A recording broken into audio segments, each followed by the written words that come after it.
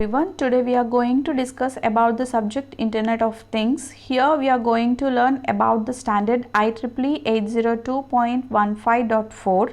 Myself Divya, working as assistant professor in the Department of Computer Science and Engineering, SRKR Engineering College, Bhimavaram.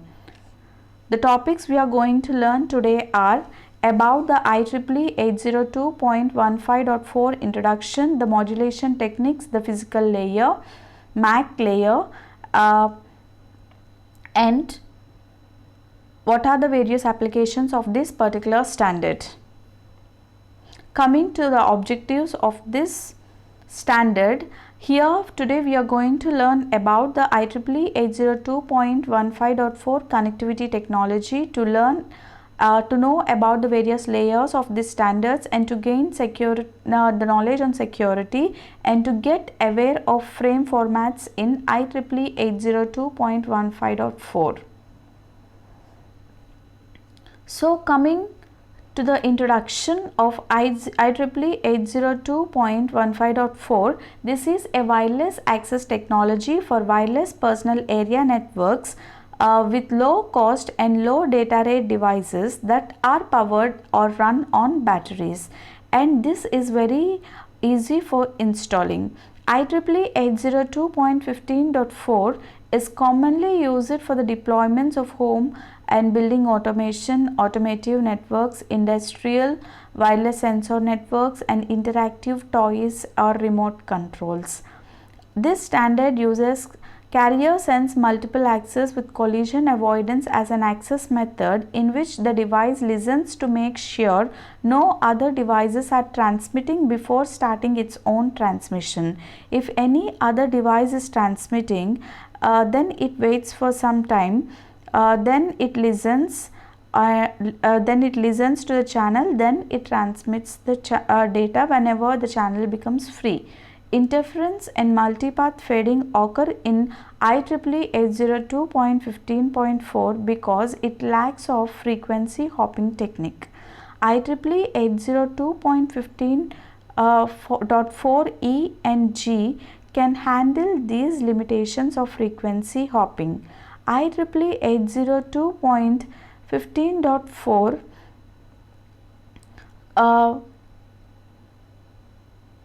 defines low data rate physical and MAC layer specifications for wireless personal area networks.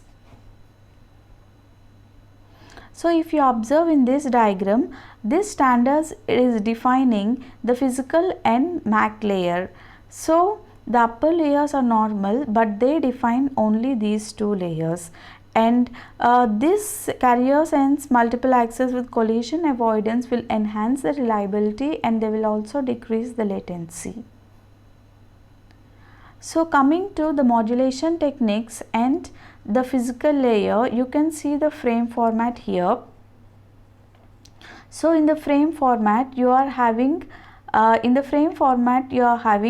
preamble, the starting of the frame delimiter, frame length, and physical service data unit in this frame format.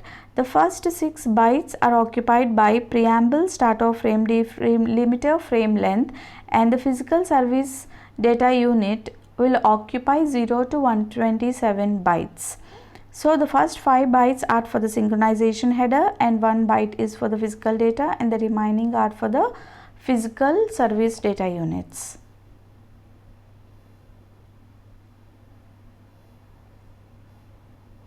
So here the physical layer supports a range from 2.4 GHz to sub-GHz frequencies in ISM bands, and this is based on the direct sequence spread spectrum modulation technique, in which a signal is intentionally spread in the frequency domain, resulting in the greater bandwidth. The original frequency layer transmission options are like 2.4 GHz with 16 channels with a data rate of 250 kbps, and 915 MHz 10 channels with a data rate of 40 kbps, and 868 MHz 1 channel with a data rate of 20 kbps. Here 2.4 GHz band operates worldwide. The 915 MHz based band operates mainly in North and South America, and 868 MHz frequencies were used in Europe and the Middle East and the Africa. So coming to the direct sequence spread spectrum, it uses the OPSK, that is offset quadrature phase shift keying modulation technique, that uses 4 unique bit values that are signaled by phase changes. An offset function that is present during phase shift allows data to be transmitted more reliably. And this is also using bipolar phase shift keying for low speed version. For this low speed version, see here the bipolar phase shift keying BPSK specifies bi means 2. It uses 2 unique phase shift as the data encoding scheme. Coming to the parallel sequence spread spectrum, it uses amplitude shift keying and bipolar phase shift keying. So here this is an advanced encoding scheme that offers increased range, throughput, data rates and signal integrity when compared to the direct sequence spread spectrum. Amplitude shift keying uses amplitude shifts instead of phase shifts to signal different bit values. These improvements increase the maximum data rate for both 868 MHz and 915 MHz to 100 kbps and 200 kbps data rates respectively. Coming to the MAC layer,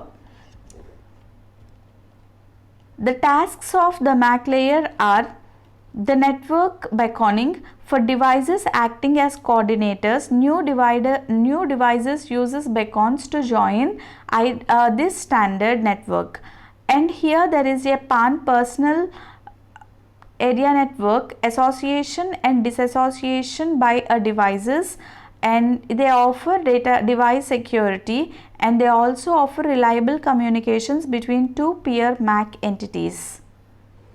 Coming to the various types of frames, MAC layer is supporting 4 types of frames. Data frame, which will handle all transfers of data. Beacon frame, used in the transmission of beacons from a PAN coordinator, that is personal area network coordinator. And acknowledgement frame confirms the successful reception of a frame, and MAC command frame is responsible for control communication between the devices. So this is the frame format of MAC layer. As we have seen in the physical layer frame format, 0 to 127 PDU or PSDU, that is physical service layer data unit. This 0 to 127 bytes are divided into frame control, sequence number, destination PAN identifier, destination address, source PAN identifier, source address, the frame payload and the frame check sequence. So these 0 to 127 bytes are divided like this. The frame payload can be variable length. So the address fields are the PAN identifiers, the source and the destination PAN identifiers. The source and the destination addresses comprise the addressing fields with 4 to 20 bytes. The frame control will occupy 28 bytes and the sequence number of the frame will occupy 18 bytes.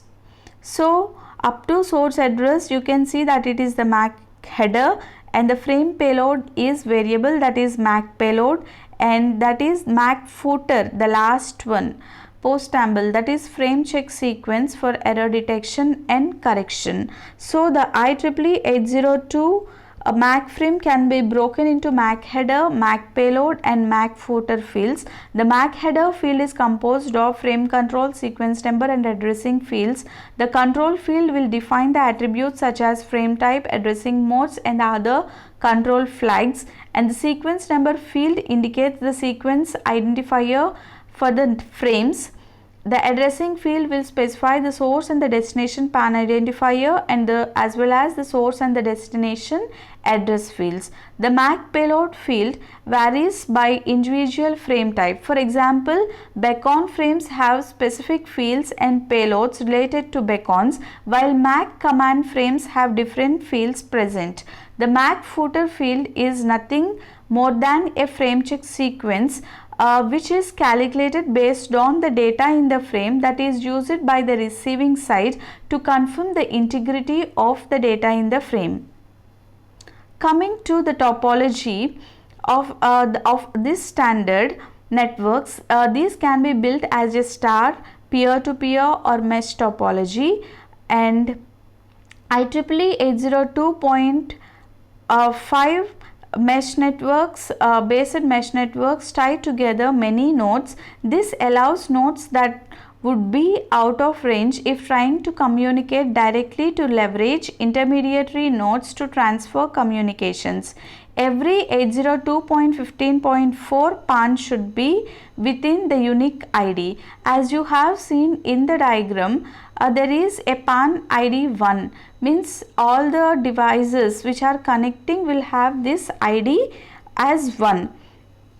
So every 802.15.4 personal area network should set up with a unique PAN ID, and all nodes in the same network should use the same PAN ID. In this diagram you can see the PAN coordinator, full function devices and reducer function devices. So now we are going to discuss about the full functional devices and the reducer functional devices.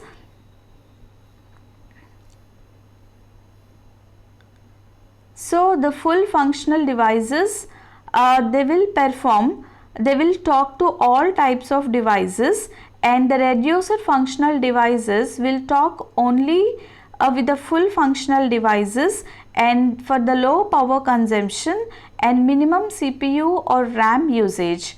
Coming to security, in this standard, it uses Advanced Encryption Scheme AES with a 128-bit key length as the base encryption algorithm for securing its data.